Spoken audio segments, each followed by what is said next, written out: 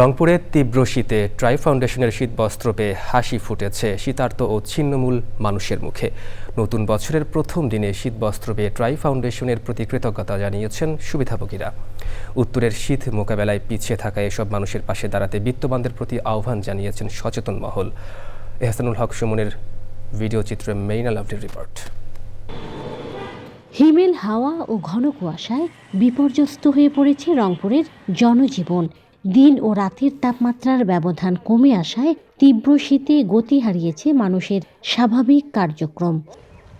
বিরূপ আবহাওয়ায় অসচ্ছল ছিন্নমূল মানুষের মাঝে গত 2 দশকেরও বেশি সময় ধরে উষ্ণতা ছড়াতে ট্রাই ফাউন্ডেশনের শীতবস্ত্র বিতরণ কর্মসূচি চলছে।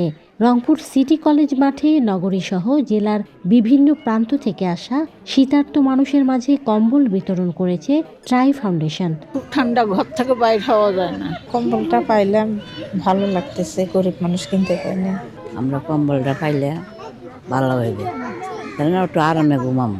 শীতকালে কাম কাজ নাই, কোনো কর্ম নাই, আমি কম্বলটা পাচ্ছি, খুব ভালো হয়েছে। ট্রাই ফাউন্ডেশন থেকে কম্বল বিতরণ করতে আমাদের শীতের জন্য এই জায়গায় কম্বল দিলে ধন্যবাদ দেওয়া গেল। এবার যদি দিচ্ছে কম্বল, এরকম যেন প্রতিবারে যেন দেয়, গরিব মানুষের জন্য সুবিধা হয় ঠান্ডার মধ্যে। ট্রাই ফাউন্ডেশনের এমন উদ্যোগকে সাধুবাদ জানিয়েছেন বিশিষ্ট জনেরা। এই সময়ে এ ধরনের একটি শীতবস্ত্র বিতরণের অনুষ্ঠান আমি মনে করি যে এটি খুবই ভালো একটি উদ্যোগ। আপনারা এই উদ্যোগে দেখে বিত্তশালী যারা আছেন রংপুরে তারা উৎসাহিত হবেন এই প্রত্যাশা করি। ট্রাই ফাউন্ডেশনকে ধন্যবাদ জানাবো। একেবারে যখন চরমভাবে মানুষ কষ্টে ভুগছে, শীতে কাঁপছে, সেই সময় এই ট্রাই ফাউন্ডেশন শীতবস্ত্র নিয়ে উপস্থিত হয়েছেন হতদরিদ্র শীতার্ত লোকজনদের মাঝে। 27 তারিখ থেকে আবহাওয়া বৈরী, তো এই বৈরী আবহাওয়ায় একদম প্রথম দিন থেকেই যে উদ্যোগটি, এটি একটা খুবই উপযুক্ত সময়। আমার বিশ্বাস যে এই উদ্যোগটি আমাদের যারা এই শীতে যারা কষ্ট পাচ্ছেন তাদেরকে এই কষ্ট লাঘব করবে।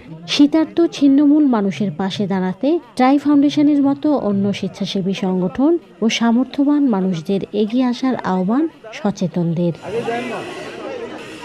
রংপুর থেকে মেরিনা লাভলি, চ্যানেল আই।